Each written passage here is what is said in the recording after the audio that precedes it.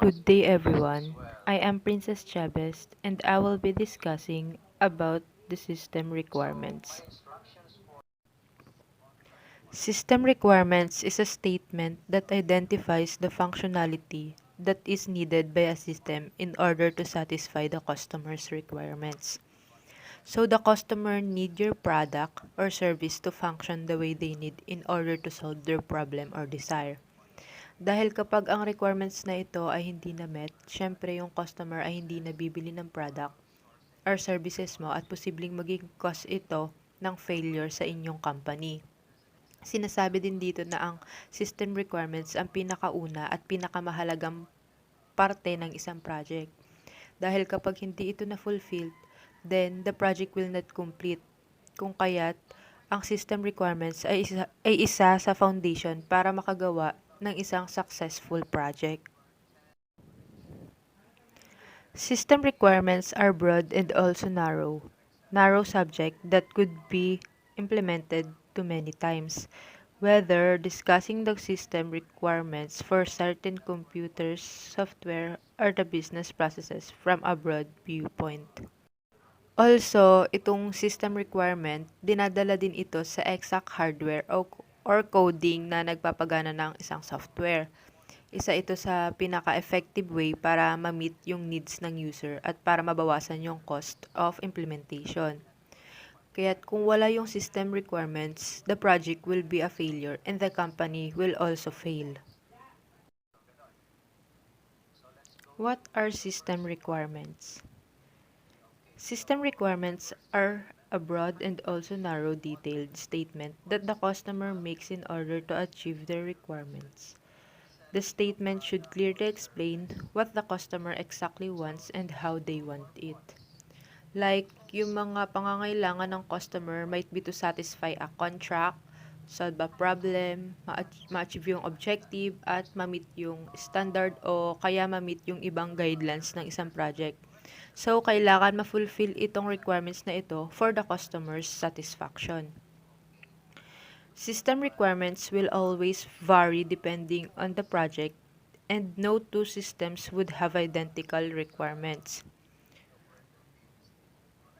For example, if two companies were wanting to build a wireless phone, Company A could have requirements for the phone to be different colors, light, weight, and transparent. Company B could have touchscreen, all black, and also be in between 1 pounds to 1.20 pounds for their requirements. So, bawat project ay may kanya-kanyang system requirements at hindi pwedeng magkakapareho ito dahil hindi naman iisa yung function sa bawat system. Katulad na nga nito, example na to, this example are just two simple constraints for a product. So, kakailanganin ng thousands of other requirements para sa wireless phones. Kasama na yung chip maker, yung mga product na gagamitin, and syempre yung gastos.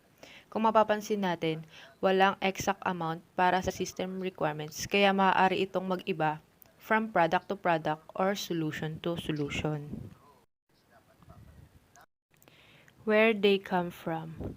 So, system requirements can come from the customer, the company, or even other larger groups na nagsaset ng requirements for specific and whole categories. So, from a macro view to a micro view or system requirements, think of the highest of groups, the government, that could issue requirements for systems. For example, the government has hundreds of divisions that set the general benchmark to a certain system requirement. So, these requirements could be for vehicles, food, medical, and anything else. Hindi lang yung companies and customers have to meet these requirements, but also the requirements set forth by the customer or the company.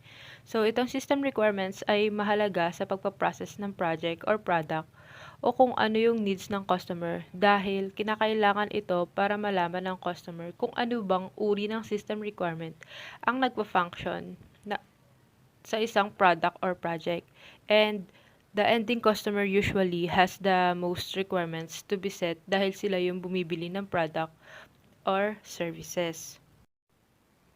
Next, Next is testing requirements. Requirements should not be verified by analysis or examination. They should be verified by test, and only test will be able to tell if the requirements were met. Kaya dapat ma-implement yung pagiging reliable sa paggawa ng system requirements ng isang product. Some examples of system requirements could be the size of memory needed to install a software on your computer, the miles per gallon a car needs to get, the printing speed of a printer, or it could be any requirement for car in general, brakes, locks, engine, and wheels. So, maaaring maging simple or extensive yung requirements pagdating sa project or product. System requirements are necessary for any system that is trying to be successful.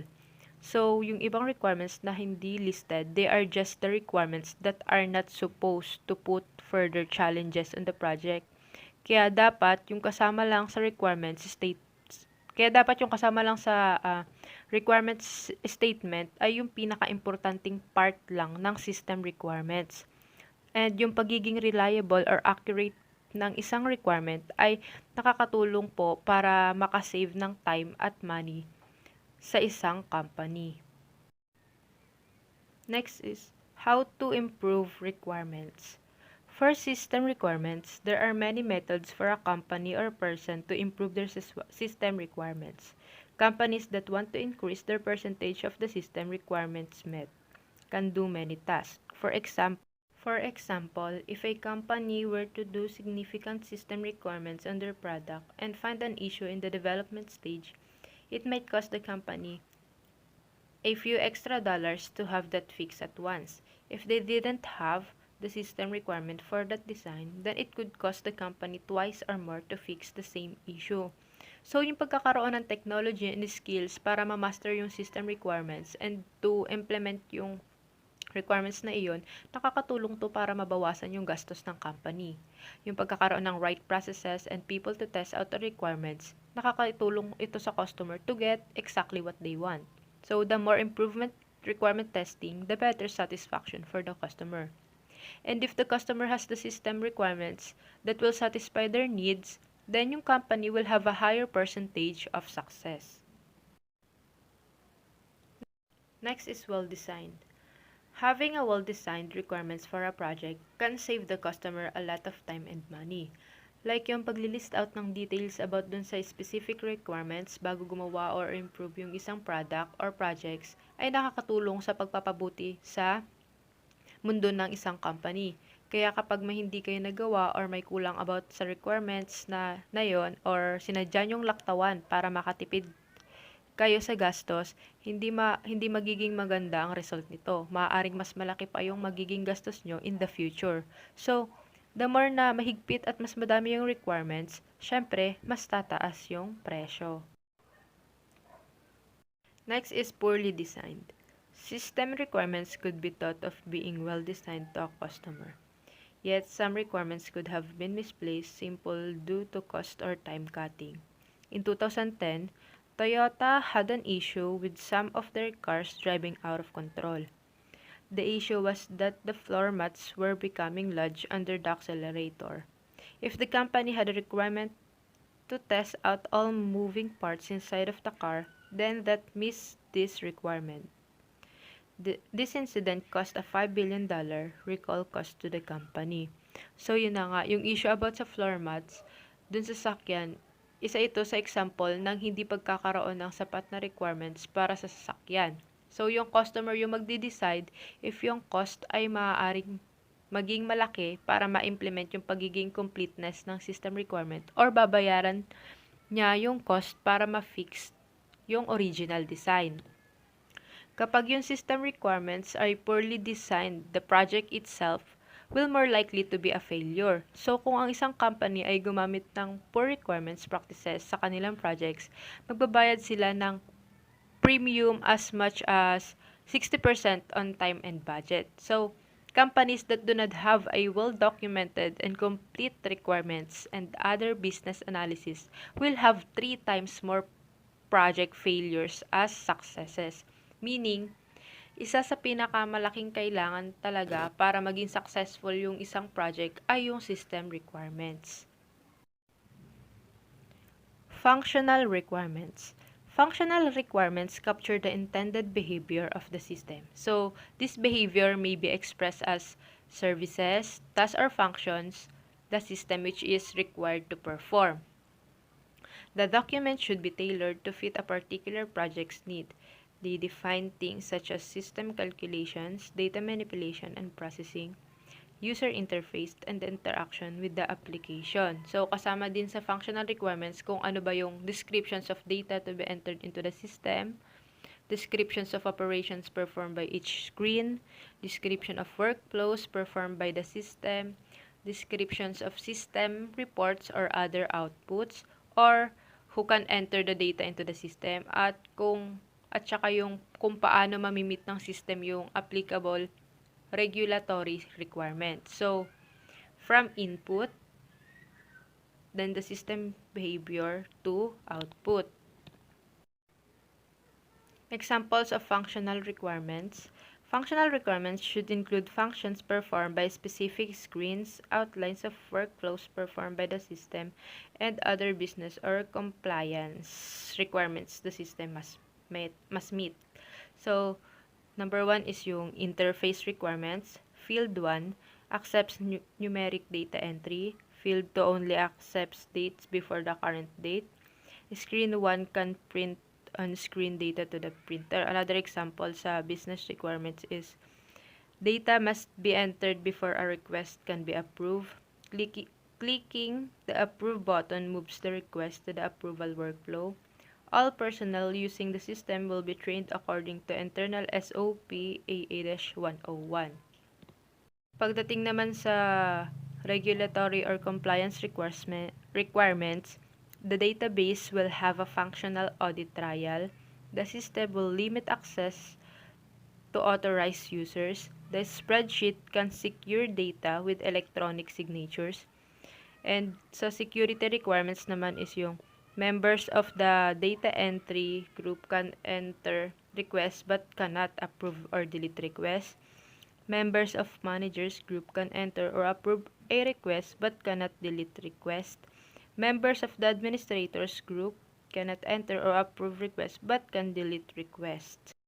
So, pagdating dito, dinidescribe nila yung requirements depende dun sa system. Meron itong different categories of requirements which is appropriate naman. So, yung system owners, key end users, developers, engineers, and quality assurance, lahat ito ay kailangang mag-participate sa requirement gathering process as appropriate to the system. And kapag ang functional requirements ay hindi na met, syempre the system will not work. So, yung functional requirements, sila yung product features and nagfo-focus sila on user requirements. Next is non-functional requirements. The definition of a non-functional requirement is any requirement that specifies how the system performs a certain function. In other words, yung non-functional requirement, dinidescribe niya kung paano mag-behave yung isang system at kung ano ba yung mga limits on its functionality.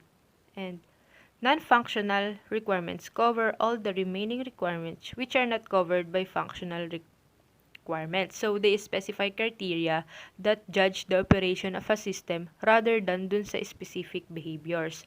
For example, modified data in a database should be updated for all users accessing it within 2 seconds. So, pinapakita dito sa example, yung pagkakaroon ng usability ng requirement like within 2 seconds, dapat na-modified yung data sa database. So, itong non-functional requirements na to, it affects the user's experience. Kaya, sinasabi na they focused on only sa user's expectation as they are the product properties. Some typical non-functional requirements are performance. For example, response times, throughput, and utilization. Next is scalability. For example, yung dun sa forecasting growth ng isang company. Next is yung capacity based on dun sa organization's volume ng isang projects. Next is availability, reliability, recoverability, maintainability, serviceability, security, regulatory, manageability, environmental, data integrity, usability, and interoperability. Next naman, dito natin makikita yung pagkakaiba ng functional requirements sa non-functional requirements. Pagdating sa functional requirements, sila yung product features and nagpo-focus sila sa user requirements. So, dito natin malalaman kung ano ba yung ginagawa ng isang system. Pagdating naman sa non-functional requirements, sila yung product properties, which is nagpo-focus sa user's expectation. Dito naman natin malalaman if how well the system does it. So, andito yung mga examples ng functional requirements and then functional requirements. So, sa functional requirements example, authentication of a user when he or she tries to log into the system. Next is system shutdown in the case of a cyber attack. Verification email is sent to user whenever he or she registers for the first time on some software system. Sa non-functional requirements example naman, email should be sent with a latency of no greater than 12 hours. Each request should be processed within 10 seconds. So next is techniques of requirements information collection. What is requirement gathering? Requirement gathering is the act of generating a list of requirements to define what a project is about and its goals. You can gather insights from stakeholders, whether they are clients, employee users, consumers, or vendors. So, requirement gathering, madalas sila yung nag-a-act as the blueprints of a project. Poorly established requirements can have negative impact, while properly established ones can lead to success. So, requirement gathering, sila yung nagpa-process or ito yung process ng pagdedetermine kung ano ba yung projects na kailangan ninyong ma-achieve at kung ano ba yung mga kailangan para mangyari iyon. Next is experiencing and observation. Experiences compromises knowledge gained through involvement in or exposure to a certain process or event. Ibig sabihin, nag-undergo ka dun sa given situation. And nakakatulong ito para maintindihan mo yung mga nangyayari sa isang bagay. Next is observation. By observing users, an analyst can identify a process flow, steps, pain points, and opportunities for improvement. So, observations can be passive or active in asking questions while observing. So, sa passive observations, mas better siya for getting feedback on a prototype to refine requirements. While sa active observation, mas effective siya at getting an understanding of an existing business process. Either approach can be used. So, yung active observation, sa active observation, you can experience something physically.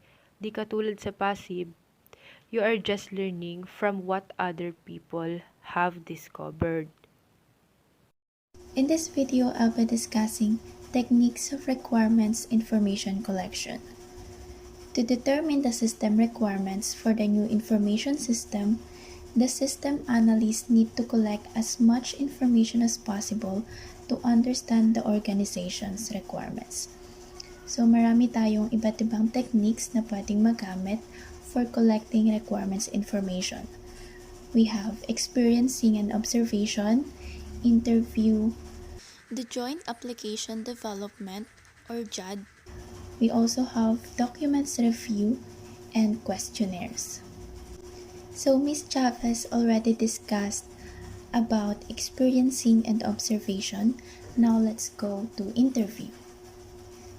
Interview is the most commonly used technique for collecting requirements information. So ang interview, it's just basically just asking questions of an individual or group in order to obtain information. Interview can reach a wide range of the users of the information system, including managers, operational staff, and customers. As I said earlier, interviews can be conducted on one-to-one basis or on a group basis. We also have typical steps of interview process, which includes designing interview questions, selecting interviewees, conducting interview, verifying, and releasing interview findings. The first step is designing interview questions. Syempre, to understand the system requirements, the system analyst need to design interview questions first. The interview questions could require specific answers or could be open to the interviewees for unspecific answers. And of course, yung mga questions must be relevant to the topic. Next step is selecting interviews. The direct users of the information system and the different position of the organization are the primary group of interviewees. Other stakeholders who may not be the direct users of the system can also be candidate interviewees. So because interviews take longer and require more resources, make sure you interview the right people. The selected interviewees must be the best knowledgeable people in the organization to answer the interview questions. Next is conducting interview. Now that you are prepared, it's time to conduct the interview. The Interview Act must comply with the rules and norms of the organization. So when interviewing someone, start with some small talk to make your interviewee as comfortable as possible. So the interviewer should not interrupt the interviewee's speech, should give enough time for the interviewee to think, and should friendly answer the interviewee's relevant questions. The last step is verifying and releasing interview findings. After an interview, the interviewer compiles the interview results. If the system analysts are unsure about the accuracy of the interview results, they should send the compiled results back to the interviewee to verify the interview results. And all interview results are documented and summarized at the end of the interview session. The next technique is the joint application development, or also known as joint application design. JAD is a team-based requirements information collection technique.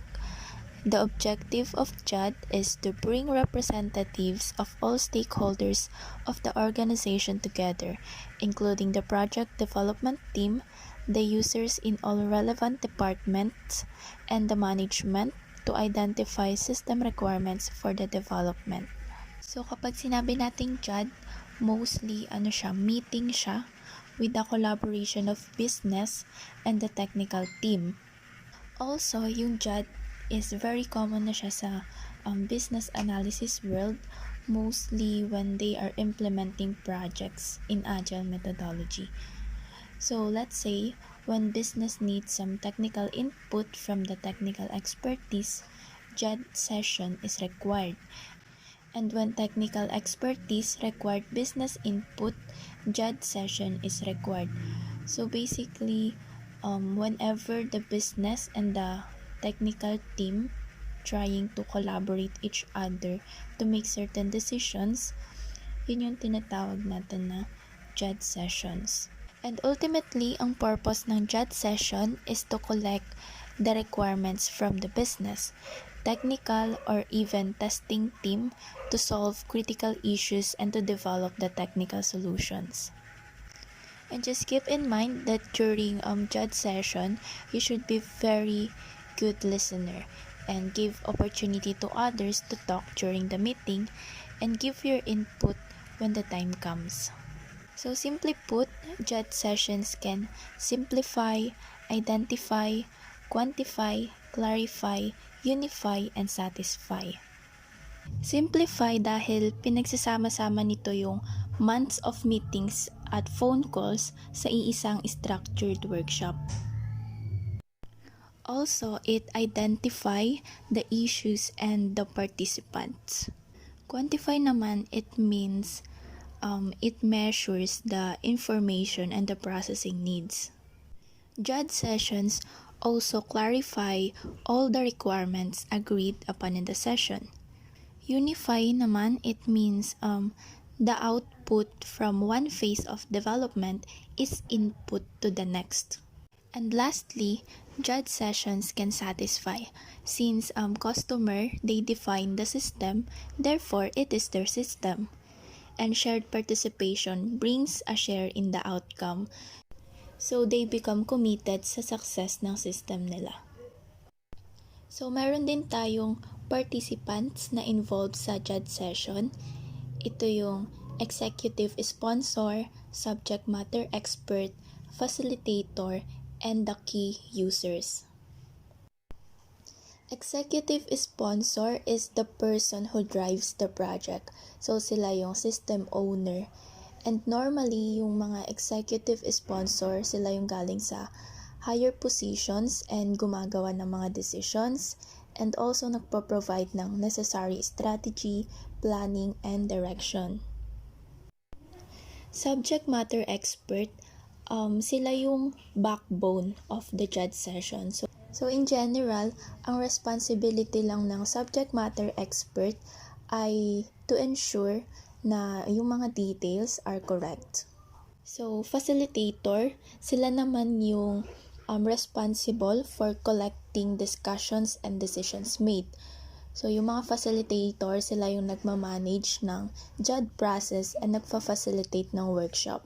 So when we say key users naman, they are generally the business users who are more tightly aligned sa IT project and sila yung responsible for the configuration of profiles of their team members during the projects.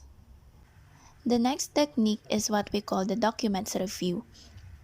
A documents review is to analyze the documentation of the current as-is system, including the system analysis and design reports for the as-is system, as well as the operational and maintenance records, to understand the requirements for the to-be system.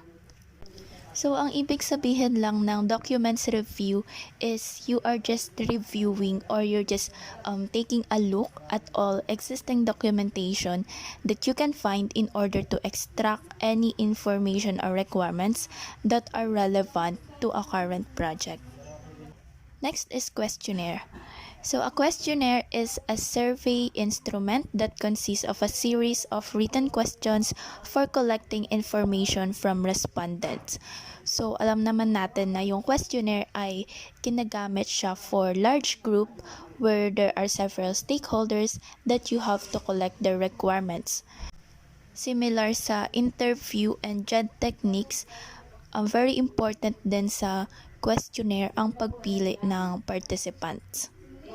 So let's consider meron kang 200 stakeholders in a project that you need to contact and collect their requirements. So syempre ang pag-organize ng meeting or kaya i-interviewin mo sila one by one, it will take a long time to finalize the requirements. So in this case, mas magiging madali sa isang system analyst to collect requirements by preparing questionnaires and surveys. In selecting techniques for collecting requirements information, the system analyst must select several techniques given the fact that none of these techniques is perfect for system analysis and design. Also, the system development team must select the most suitable techniques para ma-ensure na lahat ng requirements are complete, unbiased, and accurate. Next topic will be discussed by Miss Angela De Quito. Thank you. Hi everyone, I'm going to discuss about business process modeling. So, what is business process modeling?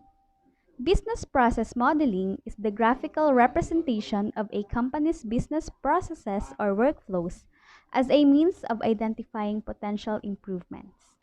This is usually done through different graphing methods such as flowchart, data flow diagram, and many more. Business process modeling gives you the opportunity to map out all the steps in your business process, giving you a visual reference so that you can better understand, analyze, and improve workflows. Business process modeling has two methods, as is method and to be method. As is the state of the process as it is right now, without making any changes or improvements. The to be method is the future state after making the changes or improvements. Business process modeling is usually used interchangeably with business process mapping, and they can be pretty much the same depending on who you ask. They're both used to graphically represent processes as a means of identifying potential weaknesses or improvements. The popular distinction between the two, however, is that business process mapping deals with both high level and low level mapping.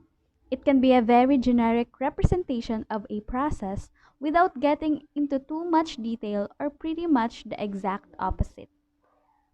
Business process modeling deals specifically with low level process maps with the main purpose of being process improvement. While business process modeling as a concept is extremely useful, it is not usually used as a standalone. Having a graphical representation of a process is good, but without the right implementation, you won't go too far. To get the implementation part right, business process modeling is usually used as a part of a larger initiative. Business Process Management or BPM is a methodology of constant process reevaluation and improvement. Just about the same thing as the business process improvement and business process reengineering, with the main difference being that business process management is continuous. That is, it is not just a single process improvement initiative. It's something you do constantly. Next is Business Process Improvement or the BPI. Usually part of BPM, BPI means the mapping, analysis, and improvement of a single process. In other words, business process improvement is a management exercise in which enterprise leaders use various methodologies to analyze their procedures to identify areas where they can improve accuracy, effectiveness, or efficiency and then redesign those processes to realize the improvements. Business Process Reengineering or the BPR, essentially the same thing as BPI, with the main difference being how you change the process. BPR tends to deal with more major changes to the process, such as incorporating technology to completely change the way a process works. At its most basic, business process modeling helps with introspection. You get a deeper understanding of how your processes work and the way your business functions. Other than that, however, there are several other benefits. These are the top 5 benefits of why we use business process modeling. Number 1 is improving efficiency. The main function of business process modeling is to improve the way the processes are done. As a given, you'll find different ways to improve the way the processes work, which lead to higher efficiency, productivity, output, and finally, profits. For example, you must hire highly skilled workers to assemble a car to avoid extra charges on slack time because they tend to work faster than slow skilled workers. Number 2 is enforce best practices and standardization. If you're running a big organization, there's a good chance that different teams do the same processes differently. Creating the best practice design ensures that everyone knows how to do the process. Number 3 is process agility. If business process analysis is a norm within an organization, they will eventually develop a culture of innovation and change. By being able to constantly tweak business operations, you'll be able to evolve in the face of technological change. Next is transparency. Everyone within your organization will be more or less aware of how your process works, what's the goal, how it operates, etc. This leads to accountability. Who owns what process becomes transparent. Fifth is beat the competition. As a result of all the other benefits we've mentioned, you'll be able to beat and outlast your competition in the long run. Next reporter is Erica Manglikmot. Thank you. Good morning, everyone. I'm Erica A. Manglikmot, and I'm discussing about major tools of business process modeling. First, we must define what is business process modeling. Business process modeling or process modeling is the analytical representation, or put simply, an illustration of an organization business process. So now, let's discuss the major tools of business process modeling. First is the data flow diagram, also known as DFD. Data flow diagram shows the flow of the data through process or system. It maps out the flow of information for any process or system. It uses defined symbols like rectangles, circles, and arrows, plus short text label to show the data inputs, outputs, storage, and the routes between each destination. There are three symbols in notation used in DFDs. First is the Jordan encode, uses circles for processes. Second, Jordan and DeMarco. Like Jordan encode, they are the same. While Gain and Sarson use rectangles with rounded corners, sometimes called lozenges. Data flow diagram has its four components. First is the external entity. External entity, an outside system that sends or receives data communicating with the system being diagrammed. External entities are entities outside the system boundary which interact with the system, in that they send information in the system or receive information from it. External entities may be external to the whole organization, as in customer and supplier in a running example, or just external to the application area where users' activities are not directly supported by the system under investigation. External entities are often referred to as sources and sinks. All information represented within the system is sourced initially from an external entity. Data can leave the system only via an external entity. External entity are represented on the diagram as ovals on outside the system boundary containing the entity name and an identifier. Names consist of a singular noun describing the role of the entity. The rules of external entities.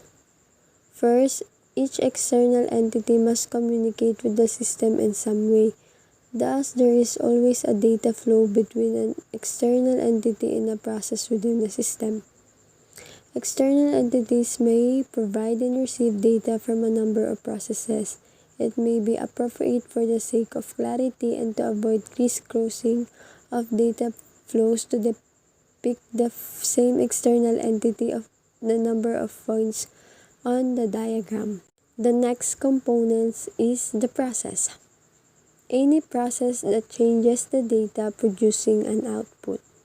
Processes are the essential activities carried out within the system boundary that use information. A process is represented in the model only where the information which provides the input into the activity is manipulated and transformed in some way, so that the data flowing out of the process is changed compared to that which is flowed in.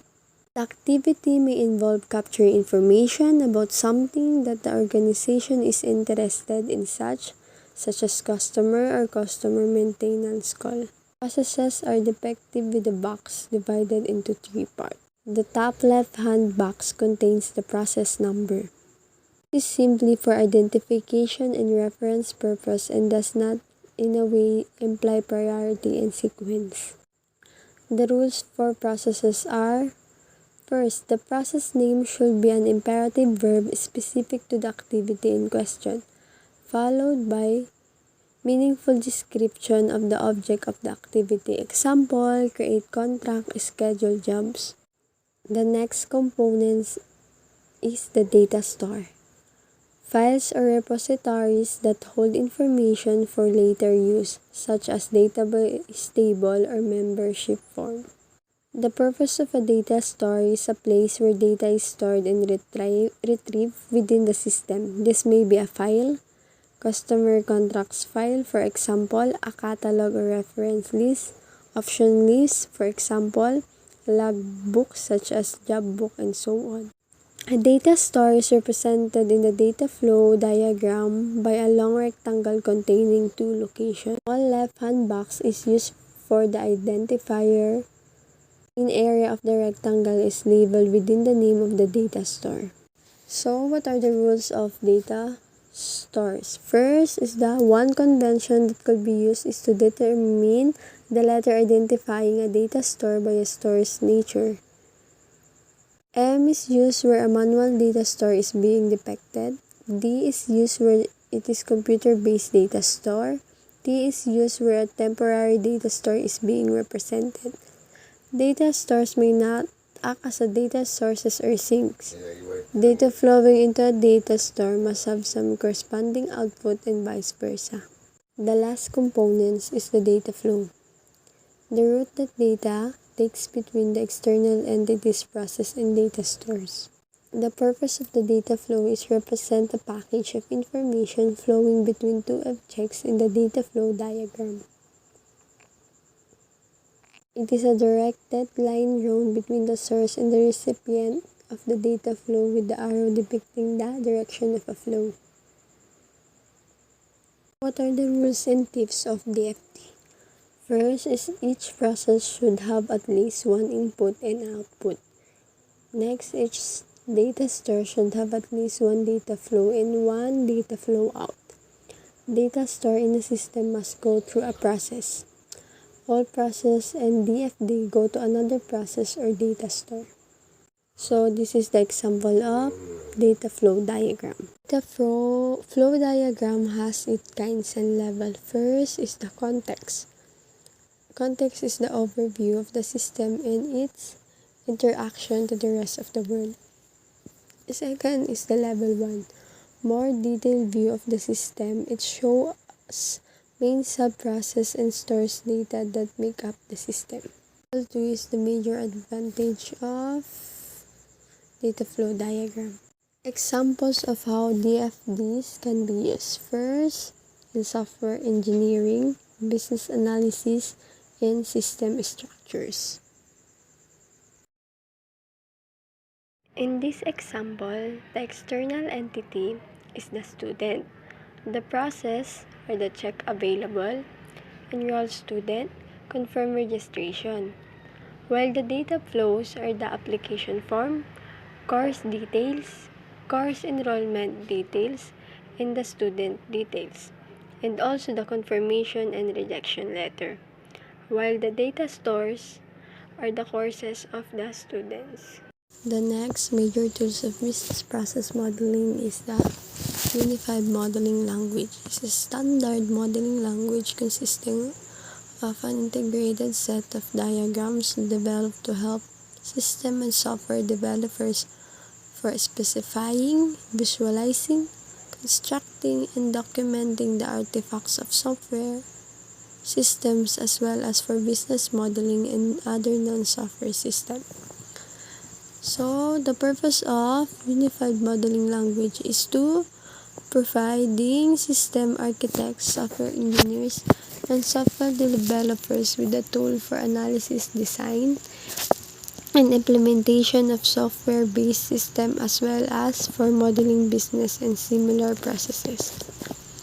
Advancing the state of the industry by enabling the object visual modeling tool interoperability. So, the object-oriented concept used in unified modeling language is first class. A class defines the blueprint. Example is the structure and functions of an object. Second is the object. Object help us to decompose large systems and help us to modularize our system. Inheritance. Inheritance is a mechanism by which child's classes inherit the properties of their parent classes. Second is the abstraction. Mechanism by which implementation details are hidden from user. Second is the encapsulation. Binding data together and protecting it from the outer world is referred to as encapsulation. Second, polymorphism, mechanism by which function or entities are able to exist in different forms. Type of unified modeling language diagram. First is the class diagram. Under the structural diagrams are class diagram. Class diagram is a set of classes and their relationship. Describes interface to the class. Set operation describing service. Object diagram. Set of objects. Example class instances and their relationship. Component diagram. Logical groupings of elements and their relationship. Deployment diagram. Set up computational resources, which are nodes that host each component. Package diagram describe how a system is split up into logical groupings by showing dependencies or groupings. 7 is the profile diagram. Operates at the metamodel level to show stereotypes as classes with the stereotype and profile as package. The extension relationship indicates what metamodel element a given stereotype is extending. Under the behavioral diagrams are the diagrams emphasize what must happen in the system being modeled. Since they illustrate the behavior of a system, they are used extensively to describe the functionality of software system. First is the activity diagram.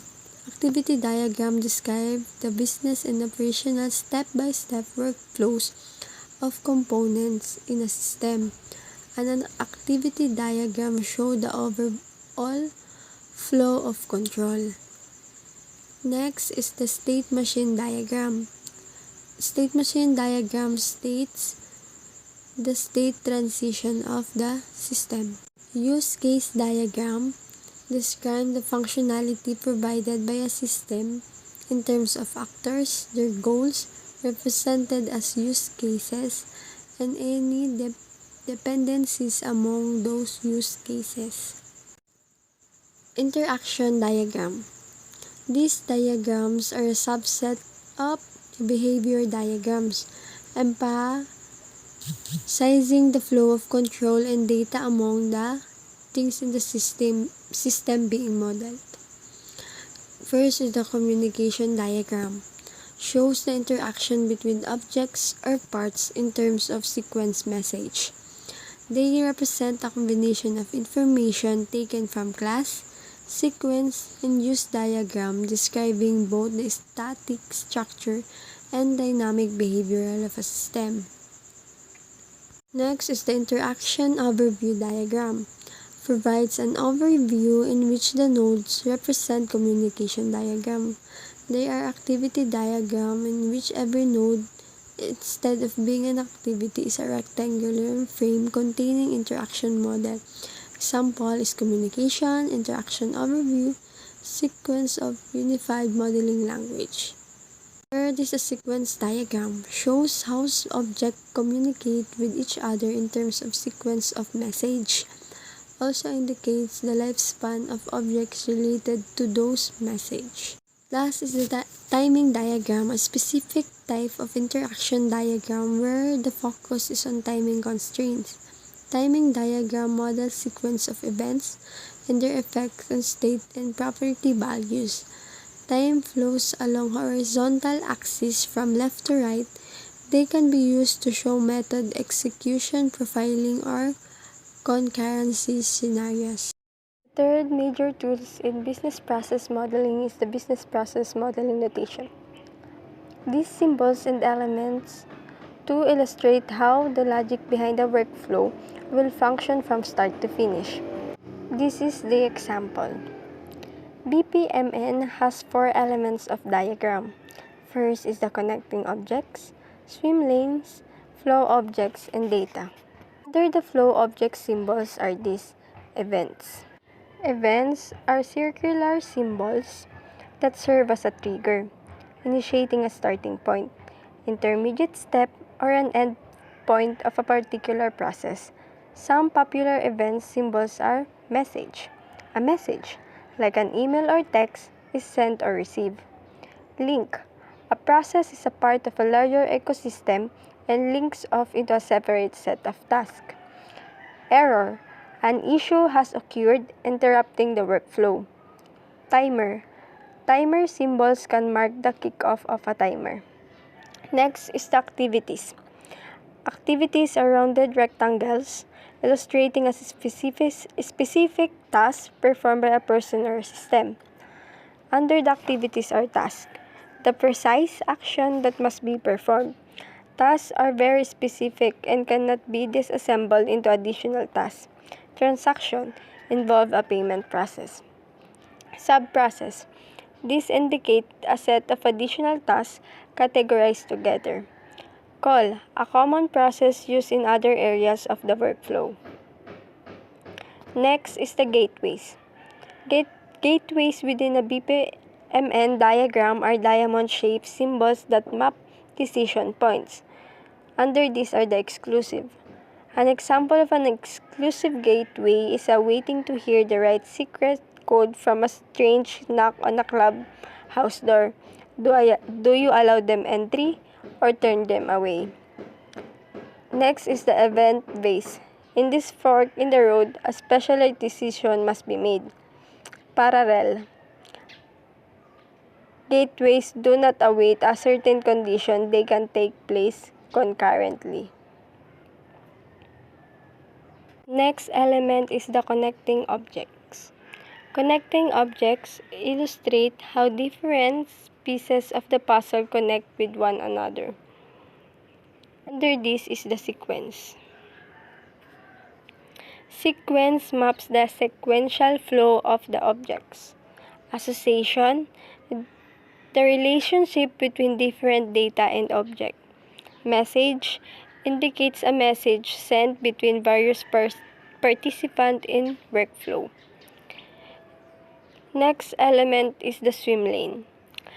Encompasses the activity for a specific role. Just like a lifeguard dives up to 100-meter pool into individual lanes, came time for lap swim. Lanes dive up tasks in various ways. Last is the data symbols. Data symbols indicate a certain type of data or information is required for the task at hand. Data symbols do not necessarily impact the movement of the workflow. So now, let's talk about the summary of the major tools in business process modeling. This chapter provides an overview and introduction to the data flow diagram, unified modeling language, and business process model. And notation. What is it and how it is used? We illustrated the primary goal of BPMN, TFD, UML, and how it provides a standard notation readily understandable by various stakeholders. Further, through its model types, BPMN, UML, DFD provides the flexibility to integrate various views from business to technical perspective. However, as we talk with many organizations about how BPMN can and cannot be used, we have discovered that BPMN has been by choice constrained to support only the concept of modeling applicable to traditional business process.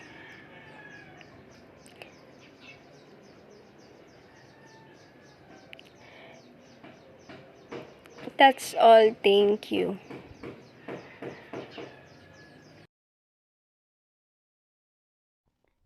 Hi everyone, I'm Angela Diquito and I will be discussing about the data flow diagram. So what is a data flow diagram or DFD? A data flow diagram maps out the flow of information for any process or system. It uses defined symbols like rectangles, circles, and arrows, plus short text labels to show data inputs, outputs, storage points, and the routes between each destination. The data flow diagram or DFD uses symbols to represent the entities, processes, data flows, and data stores that pertains to a system. Data flow diagrams are designed to show the flow of data from one source to another. It describes how these processes relate to each other to the people who use them. It should be noted though that DFD isn't about the technicalities of data storage, rather how the data flows through different processes. Before we go any further, let us know first the history of the data flow diagram or the DFD. Data flow diagrams were popularized in the late 1970s, arising from the book Structured Design by computing pioneers Ed Yurdon and Larry Constantine. They based it on the data flow graph computation models by David Martin and Gerald Estrin. The structured design concept took off in the software engineering field, and the DFD method took off with it. It became more popular in business circles as it was applied to business analysis than in academic circles. There are four components of DFD or the data flow diagrams. First is external entity. External entity is an outside system that sends or receives data, communicating with the system being diagrammed. They are the sources and destinations of information entering or leaving the system. They might be an outside organization or person, a computer system, or a business system. They are also known as terminators, sources, and sinks or actors. They are typically drawn on the edges of the diagram. Next is process. Any process that changes the data, producing an output. It might perform computations or sort data based on logic or direct the data flow based on business rules. A short label is used to describe the process, such as submit payment. Third is data store. Data store are files or repositories that hold information for later use, such as database table or a membership form. Each data store receives a simple label such as orders. Fourth is data flow. Data flow is the route that data takes between the external entities, processes, and data stores. It portrays the interface between the other components and is shown with arrows.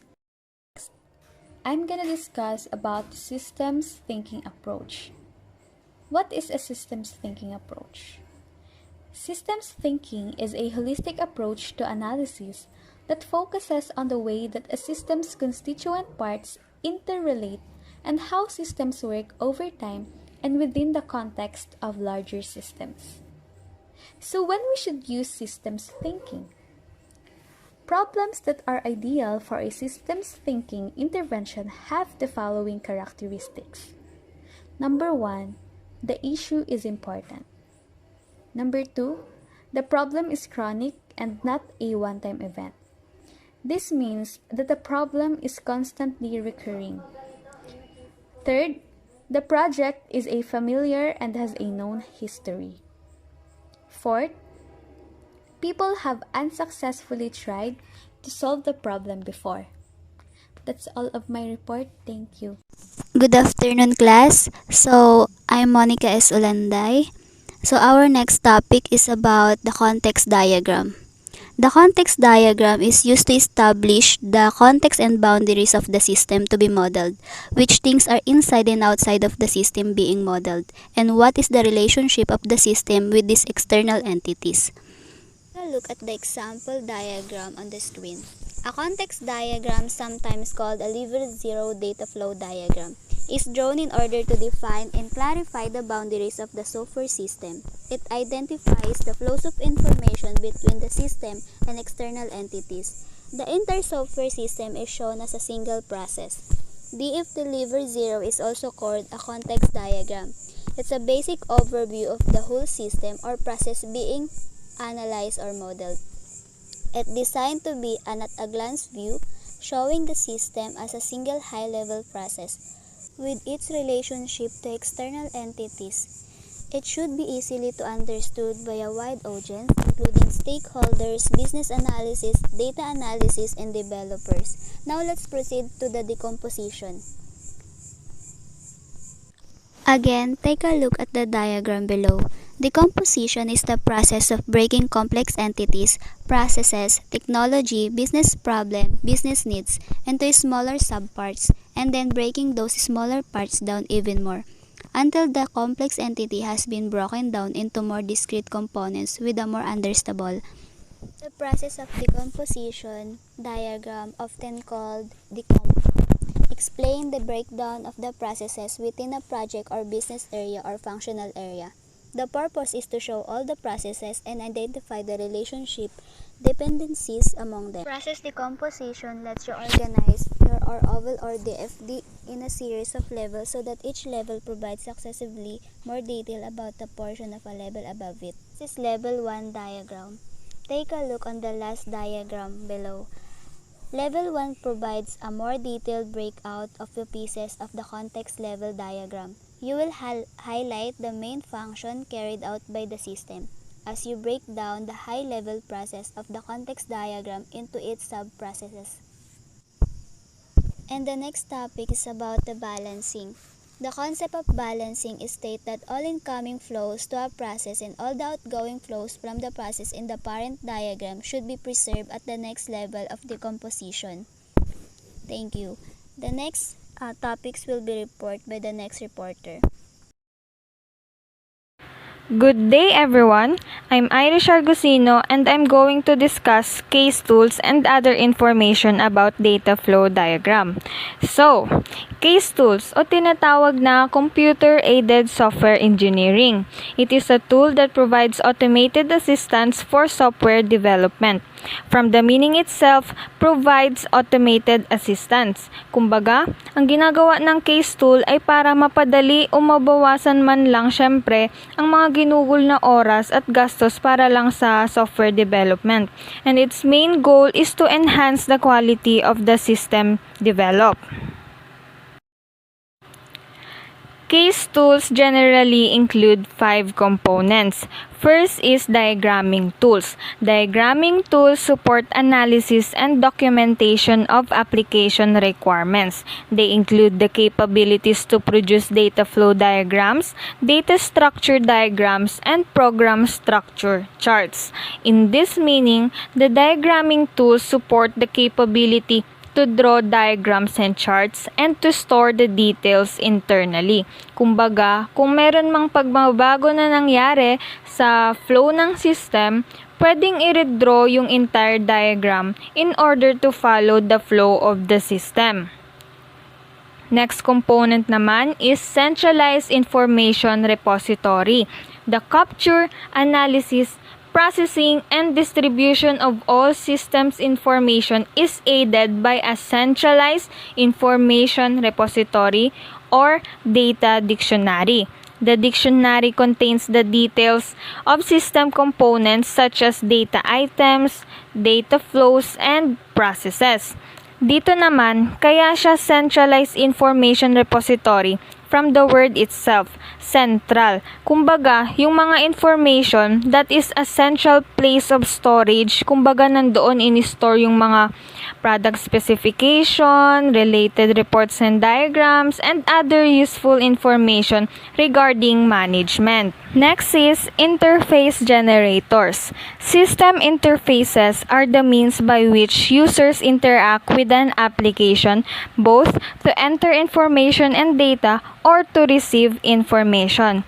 Simple lang, itong case component na ito, tinutulungan niya lang ang mga user to provide demonstration to help them para syempre makapag-enter ang user ng data sa system at syempre din ay para makareceive sila ng information from what they input sa system na iyon. Next component is code generators. Code generators automate the preparation of computer software. They incorporate methods that allow the conversion of system specifications into executable source code.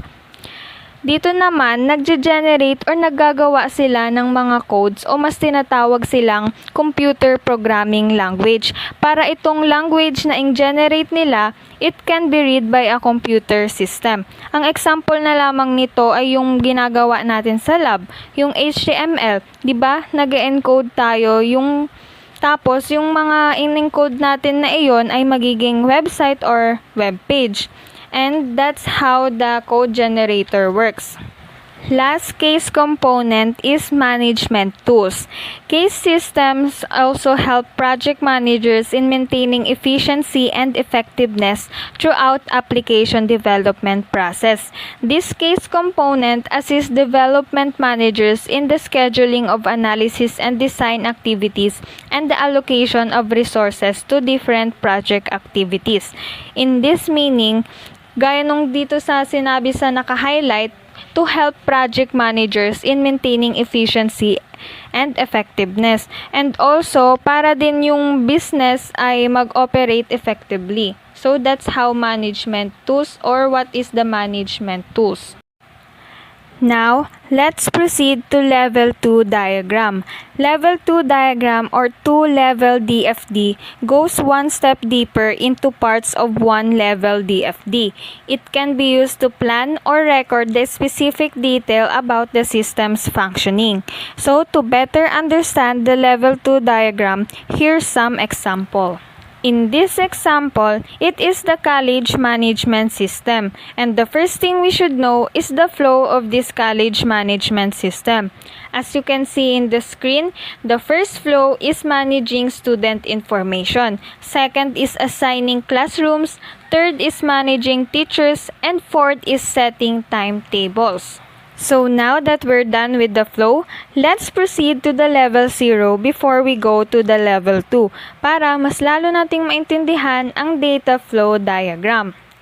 So, dito sa level 0, pinapakita lang dito ang simpleng incoming and outcoming indicators kung saan makikita lang natin ang pinaka-general process sa college management.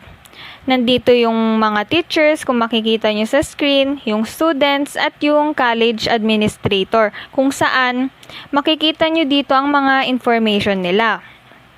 Itong level 0, ang pinaka-importante kasi syempre, ito yung magsiserve sa atin as a guide as we go through the deeper processes of the management system data flow diagram. So, sa next flow naman tayo kung saan ito ay ang level 1. Dahil sa level 0 na single process node, it will now broken down into sub-processes which is the level 1. In this system, it will reveal the further processing info. At syempre, ang importante dito sa flow na ito ay ang students at teachers wherein the essential data to accommodate ay ang mga information ng students at teachers, mga classrooms nila at college facilities, at itong mga data na ito ang magiging basis for admin to manage the college transaction. Kumbaga, dahil nga na broaden na ang context, mas madali nang intindihin ang na-input na data sa college management system at alam na natin ang information sa mga output data na yung binigay ng system sa atin. At dahil nga napakita ko na sa inyo ang level 0 at 1 ng DFD, next to that is level 2. Itong level 2 ay ang pinaka-highest abstraction level ng DFD, wherein pinapakita dito sa flow ang basic modules as well as the data flow between them, kung saan dapat sa level 2 mas detalyado na talaga siya kaysa sa level 0 at 1. The processes that the system should prioritize are the managing student information. Kung makikita nyo sa picture ay yung 1.1 na manage student information. Next is the 1.2, assigning course. 1.3, assigning classrooms. 1.4, managing teachers.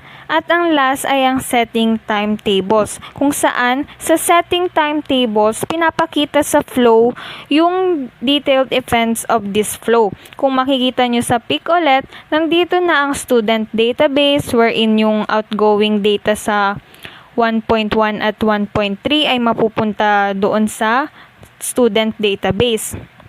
Tapos sa classroom database naman, syempre need nitong mag-provide ng info sa 1.1 at 1.3 kung saan ibibigay niya ang classroom list at list of classroom sa kanila. At ganun lang din sa teachers database na kung susundan nyo itong mga outgoing and incoming flow dito sa diagram sa level 2. Now that we're done in the levels of DFD, let's proceed to its elements. First is the external entities, second is the process, third is the data store, and fourth is the data flow.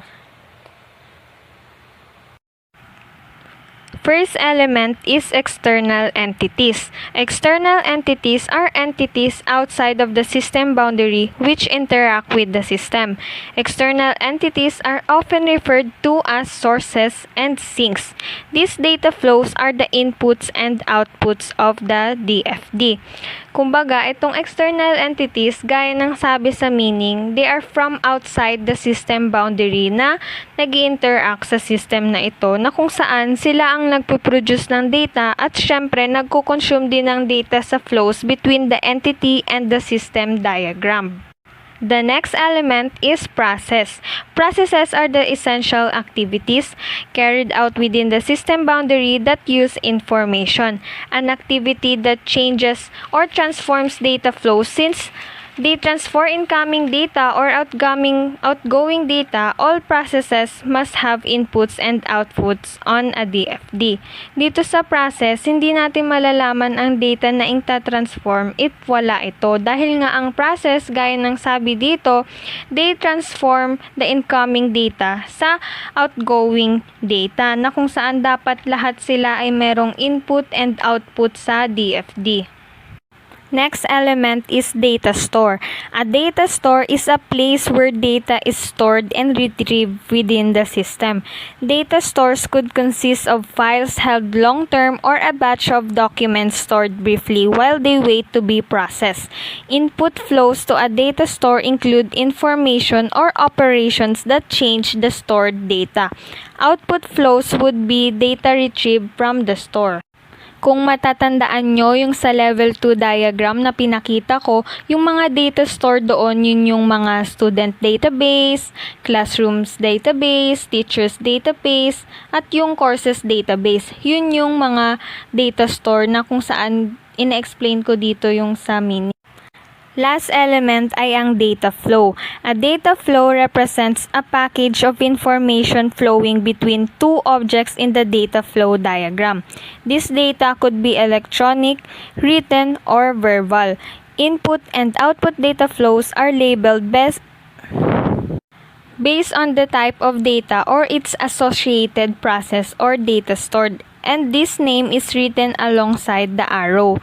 Yun nga, yung data flow, sila yung, di ba, kung makikita nyo sa mga arrow, may mga nakalagay na information para mapakita kung ano nga ba or kung saan nga ba papunta itong flow na ito at anong tawag doon sa flow na iyon. Ito ang mga symbol na ginagamit sa DFD. Pero nagkaiba nga lang sa process at data store pagdating kay Gain and Sarson.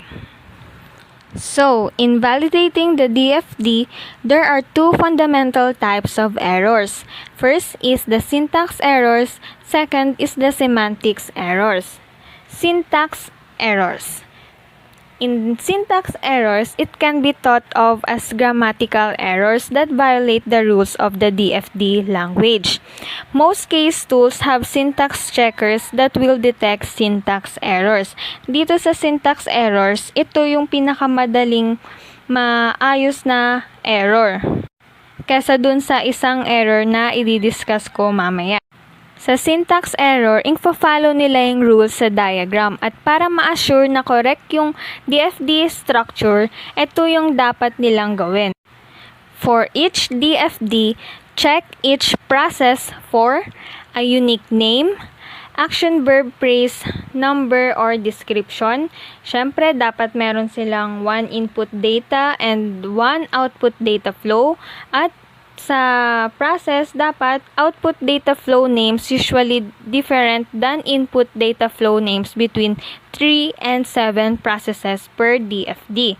Next is check each data flow for, syempre, sa unique name, then their noun and description, at dapat it connects to at least one process. Kasi nga, di ba, yung sa data flows, sila yung mga arrow. At gaya nga sabi dito sa next, shown in only one direction. No two-headed arrows para hindi na magkagulo yung sa flow ng data flow. At a minimum number of cross lines. Next is check each data store for unique name, noun, description, at least one input data flow, and at least one output data flow. Same lang din pala sila ng external entity na dapat i-check din yung sa unique name, tsaka yung mga noun, yung description, at dapat at least one input at output data flow. Across DFTs, yung context diagram, dapat meron talaga silang context diagram sa DFD.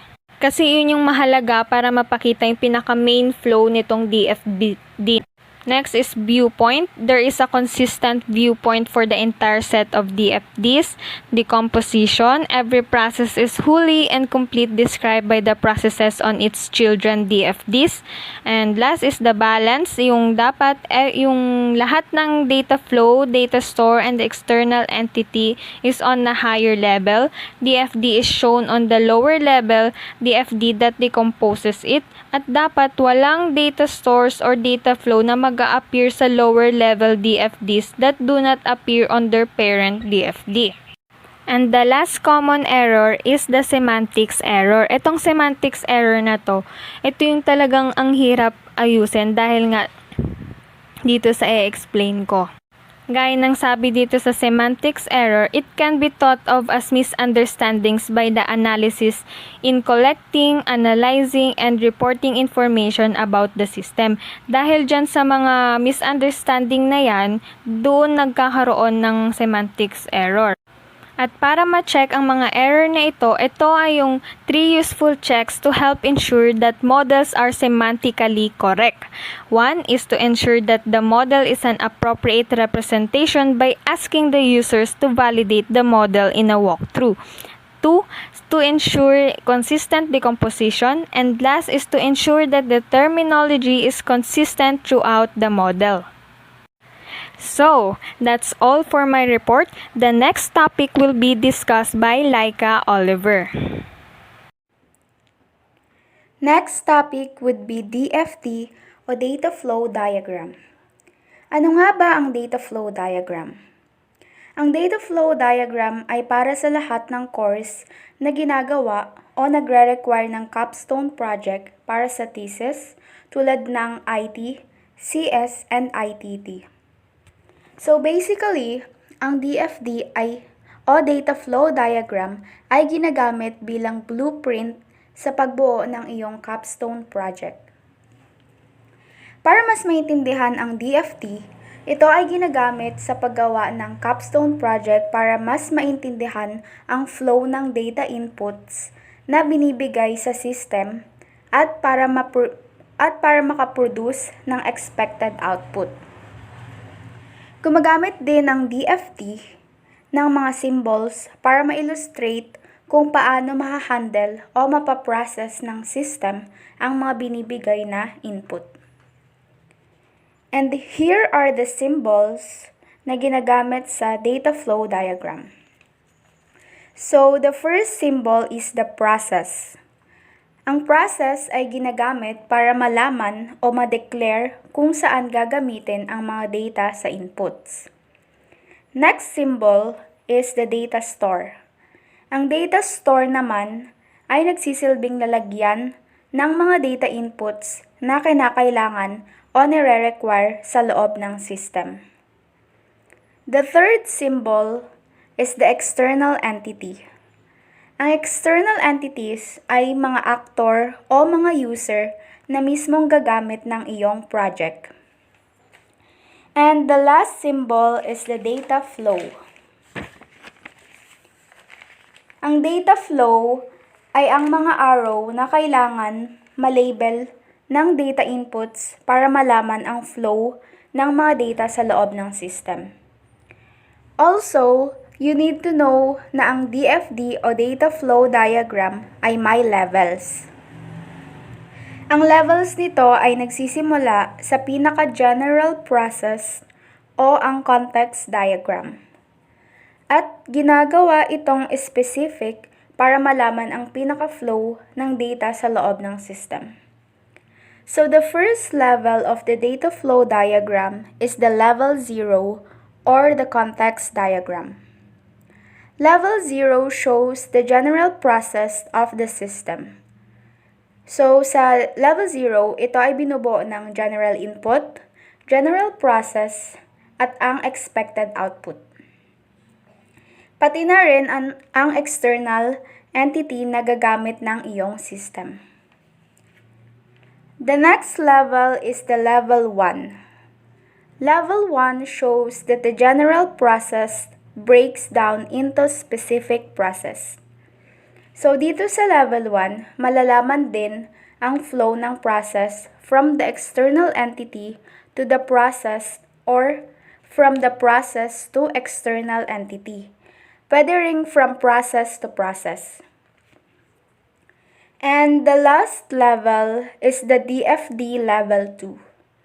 Level 2 shows the very detailed part process of the system.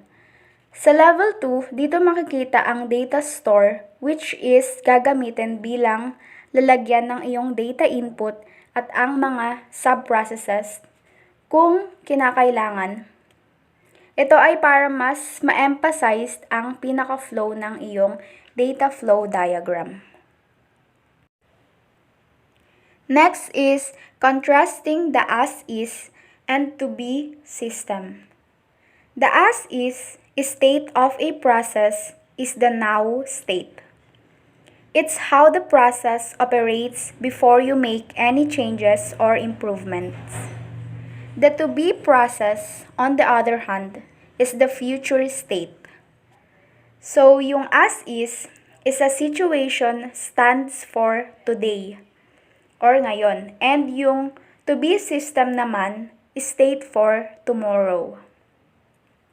And once na alam mo na yung process na gagawin mo, pwede mo na siyang i-analyze and mag-propose ng certain improvements. And now, punta naman tayo sa specifying functional requirements for system design. So, for example, gagawa ka ng mga building like hospital building. So, ano nga ba yung mga functional requirements for hospital building? Siyempre, kailangan mo ng equipments, entries and exits, doorways, stairs, and etc. Kailangan tong mga to para makapasok at makalabas yung mga patients. And if it is hotel naman, the functional requirement would be to have certain amount of rooms and certain amount of laundries available indoors room. So, ito yung mga example ng functional requirements which means a system or a building kung papaano ito magpa-function or what are the functionality or features na kayang i-provide in order to fulfill user requirements. Next topic is the data modeling. Now, What is data modeling? The data modeling or data structuring represents the nature of data and the business logic to control the data. It also organizes the database. The structures of data are explicitly determined by the data model.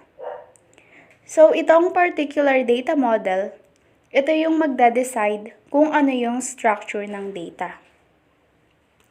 Data model helps to communicate between business people who requires the computer system and the technical people who can fulfill their requirements.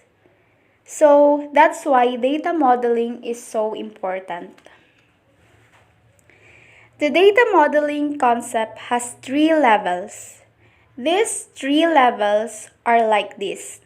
First one is conceptual model, next one is logical model, and the last one is the physical model. Now, what is a conceptual model? Being the scope of a model, it helps to describe the semantics of a domain. So, hindi siya actually related kung papaano mai-store yung data or what would be the descriptive data types. It is not dealing with that. It is dealing with the semantics of the domain. Semantics means meaning. Being the scope of a model, it helps to describe the semantics of a domain. Next is logical model. In this model, there are descriptions of tables, columns, objects-oriented classes, XML tags, document structures, and so on. So, sa logical model, andito lahat yung detailed description. And the last one is the physical model. This model cares about the actual physical structure to store the data, like the partitions, CPU spaces, replications, shards, etc. So sa physical model, it is dealing with the facts that how will data stored. Next topic is systems analysis. It is a process of collecting and interpreting facts, identifying the problems, and the composition of a system into its components. System analysis is conducted for the purpose of studying a system or its parts in order to identify its objectives.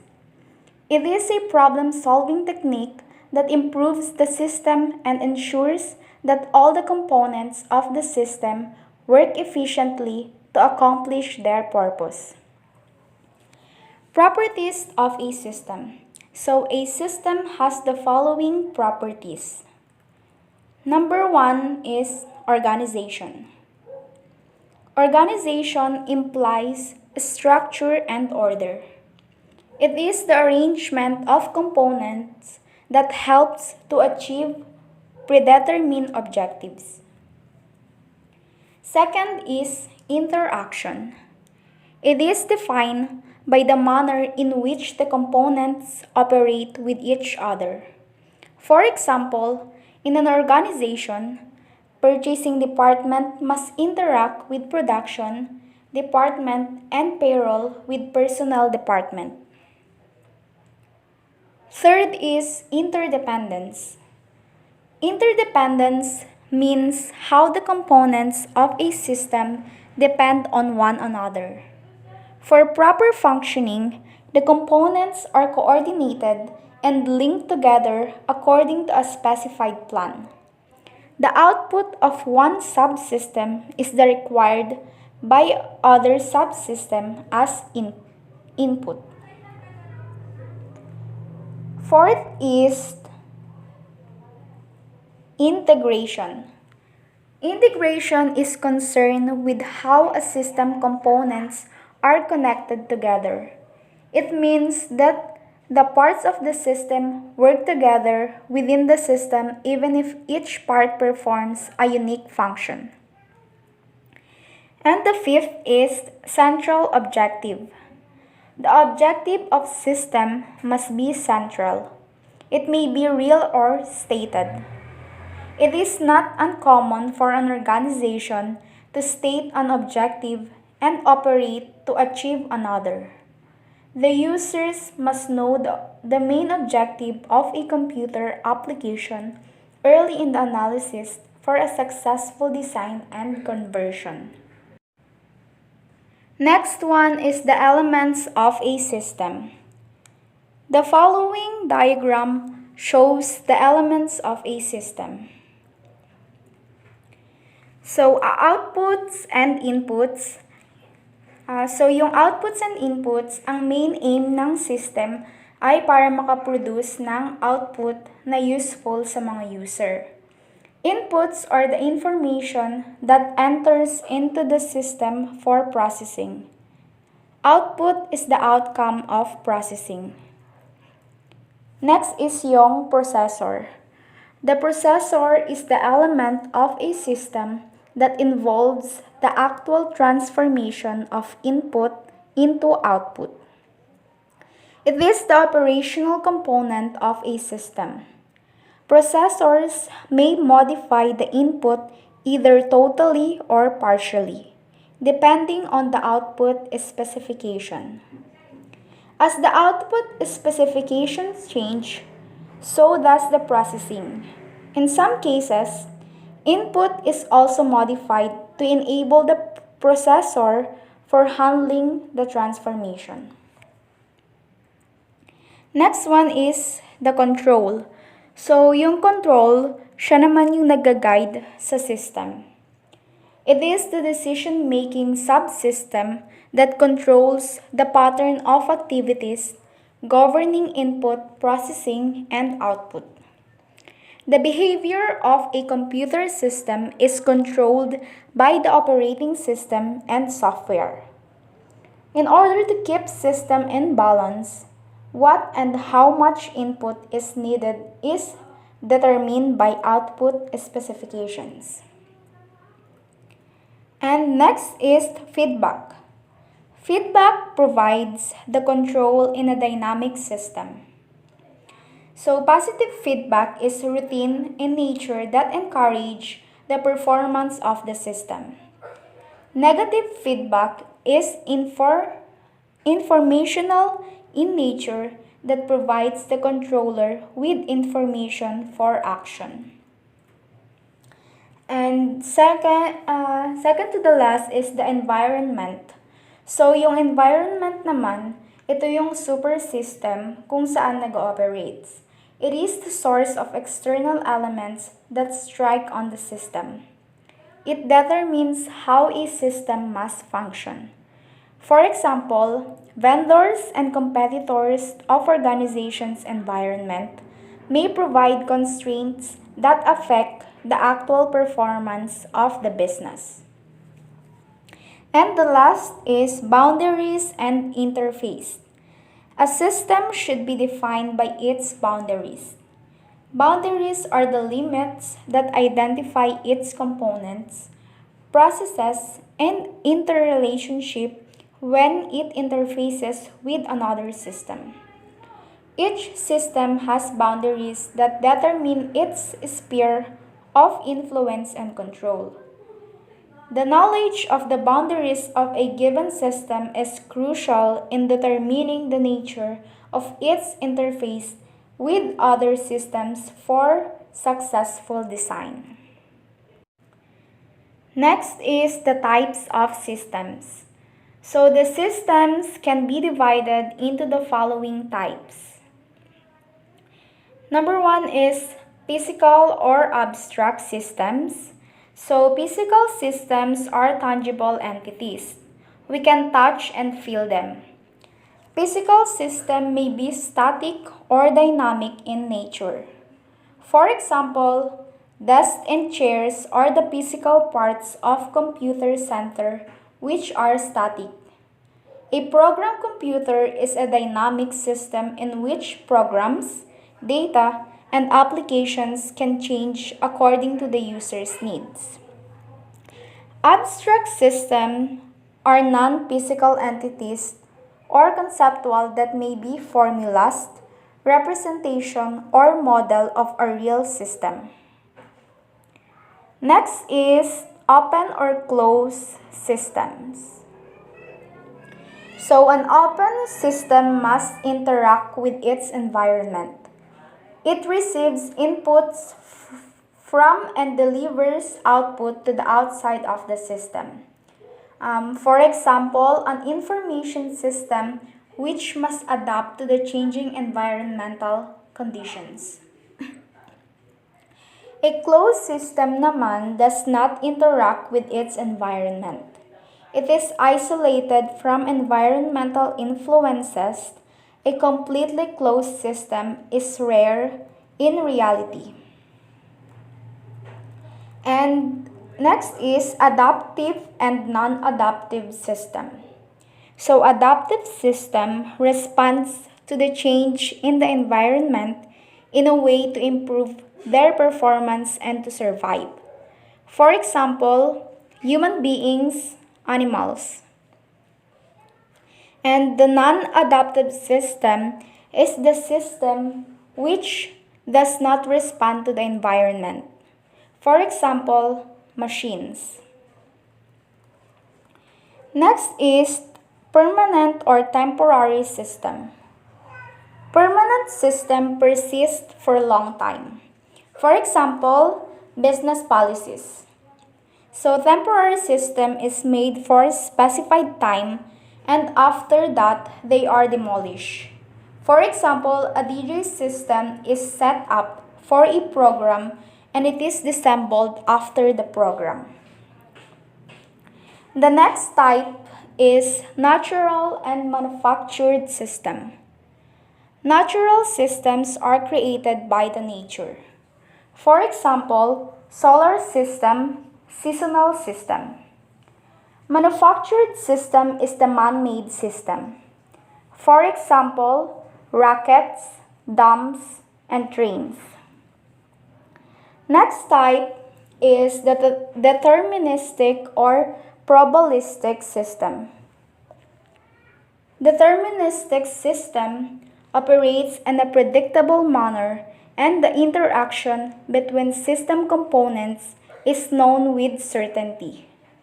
For example, two molecules of hydrogen and one molecule of oxygen makes water. The probabilistic systems shows uncertain behavior. The exact output is not known. For example, weather forecasting or meal delivery. And the next type is the social, human machine, and machine system. So social system is made up of people. For example, social clubs, societies.